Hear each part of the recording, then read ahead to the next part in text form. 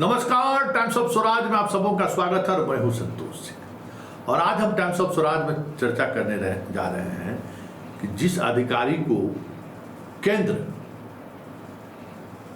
उस दौर में तवज्जो नहीं दिया जिस दौर में इन्हें तवज्जो मिलनी चाहिए थी, बिहार इन्हें वापस भेज दिया। 2 वर्ष तक बिहार के डीजीपी भी रहे और डीजीपी रहते हुए ये अपने छवि के विपरीत काम करते हुए दिखे। मतलब हम बात आरएस भट्टी की कर रहे हैं। मतलब भट्टी की जो एज ए एसपी जो परफॉर्मेंस रहा बिहार में, और डीजीपी के रूप में भले ही अपने अधीनस्थ पुलिस कर्मियों के बीच इनकी लोकप्रियता भली रही हो कि सब लोगों को प्रमोशन दे दिया इन्होंने, लेकिन जनता के लिए इन्होंने क्या किया, सब लोग आशा भरी नज़रों से देखते रह गए। अब इनके विदाई का बेला आ गया है, लेकिन देखिए यही होता है टाइम फैक्टर और यही होता है राजनीति। एक ऐसा अधिकारी जिनको दूध की मक्खी की तरह केंद्र ने फेंक दिया और बिहार आने पर ये मजबूर हुए, उस अधिकारी के लिए रातों रात डीजी बीएसएफ के पद पर तैनात अधिकारी को हटा दिया गया। ये इतिहास है, इतिहास कि पहली बार किसी बीएसएफ के चीफ को इस तरीके से रात के अंधेरे में हटाया गया हो। मतलब देखिए, और सीआईएसएफ रिटायर्ड हो गई, अधिकारी डबल चार्ज पर है। मतलब उस अधिकारी के लिए आज केंद्र पलके बिछाए बैठा है कि भट्टी साहब आ जाइए, हम आपके स्वागत के लिए गुलदस्ता लेके खड़े हैं। यही टाइम फैक्टर है, टाइम के साथ कैसे चीज़ें बदलती हैं। सिख पॉलिटिक्स भी है, सिख पॉलिटिक्स को साधना भी है। जिस तरीके से सिख बीजेपी के खिलाफ है, अंतर्राष्ट्रीय स्तर पर जिस तरीके की एक अलग भावना सिखों के अंदर में डेवलप हो रहा है, ऐसे में एक केपीएस गिल चाहिए तो उसमें आरएस भट्टी फिट बैठ रहे हैं। ये भी एक वजह मानी जा रही है। हालांकि तर्क दिया जा रहा है कि बीएसएफ बॉर्डर जो हाल के दिनों में जम्मू में जो हमला वगैरह हुआ है, इसको रोकने में विफल हो गए डीजीपी, इसलिए उनको हटा दिया गया, उनको पनिश्ड किया गया। ऐसा भी होता है क्या? किस मामले में बहुत कुछ होता है, प्रधानमंत्री को हटा दिया तो नहीं ना। ये सब तो पॉलिटिशियन का चोचला है, चोचला कि जनता के बीच हमको दिखाना चाहिए ना कि अरे वाह एक्शन लिए हैं। तो चोचलेबाजी सबको सब चीज़ है वो सब। तो अभी ये बात है कि सिख पॉलिटिक्स को भी साधना है। और दूसरी बात भी है, देखिए नीट परीक्षा में जिस तरीके से बिहार के कुछ अधिकारी, पुलिस पदाधिकारी प्रश्न पत्र लीक मामले में भारत सरकार को मदद किया है हम कह रहे हैं।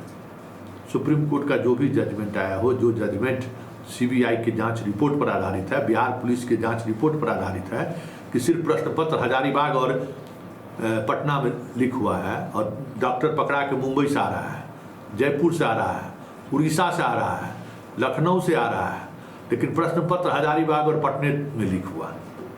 समझ गए ना?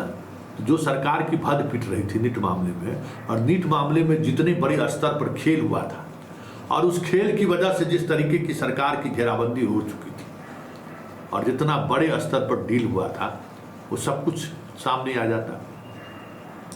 सरकार अगर नीट परीक्षा को सुप्रीम कोर्ट रद्द कर देती तो कहीं चेहरा दिखाने लायक रहते। तो कितना बड़ा चेहरा सेफ हुआ कि सुप्रीम कोर्ट ने कह दिया कि नहीं, 2 ही जगह प्रश्न पत्र लीक हुआ है। और आधार क्या है? बिहार पुलिस का अनुसंधान। आधार क्या है? उस अनुसंधान के आगे सीबीआई की कार्रवाई। लेकिन सब कोई लोग देख रहा है कि क्या हो रहा है, कैसे हो रहा है। तो आखिर पुरस्कार तो मिलेगा। तो ये पुरस्कार तो नहीं है। और ये भी गौर करिएगा कि आने वाले दिनों में इस नीट परीक्षा से जुड़े हुए कई अधिकारी भारत सरकार के बड़े पद पर आपको नजर आ जाए तो कोई बड़ी बात नहीं होगी। आगे आगे देखिए होता है क्या। लेकिन सियासत को समझिए, सियासत क्या कहता है और किस तरीके से कहता है।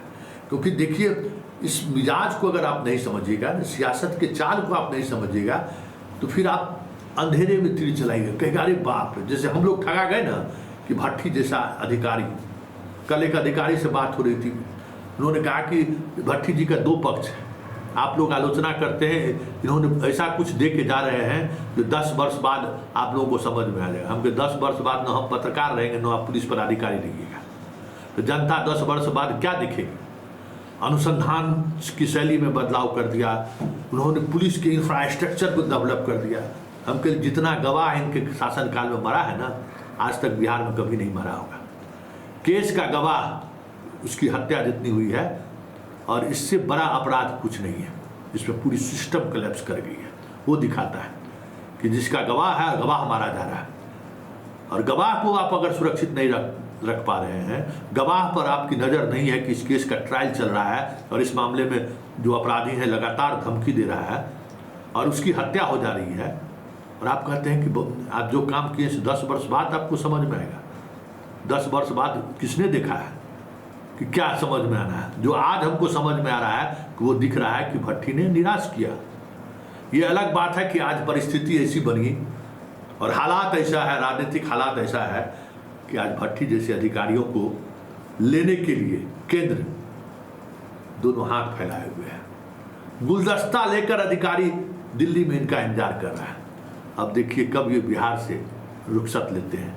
लेकिन बड़ी बात यह है कि सियासत बड़ी जालिम है भाई। ये सियासत जो है ना बड़ी जालिम है, और सियासत साधने वाले लोग पता नहीं उनको उनके अंदर दिल होता है या नहीं होता है, या किस तरीके की चीज़ें का बना होता है वो लोग, भाई सोचना होगा। मतलब परिस्थिति को अनुकूल बनाना अगर सीखना हो तो पॉलिटिशियनों से सीखिए। एक से एक निर्णय परिस्थिति और जनता के सहारे ऐसा लेगा ना जो आप सोच नहीं सकते। सब कुछ जानते हुए भी आप कुछ कह नहीं सकते। जैसे भट्टी जी की विदाई का बेला आ गया है, आपके पास कहने के लिए कुछ भी नहीं है, क्योंकि सरकार ऐसा प्लॉट कर दिया है ना कि डीजी बीएसएफ को हम हटा रहे हैं, सीआईएसएफ के डीजी को के पदभार को हम डुअल चार्ज दे दिए, कई अधिकारियों को हम हटा रहे हैं। बॉर्डर मेरा सुरक्षित नहीं है, तो फिर मोदी का होने और नहीं होने का मतलब क्या है?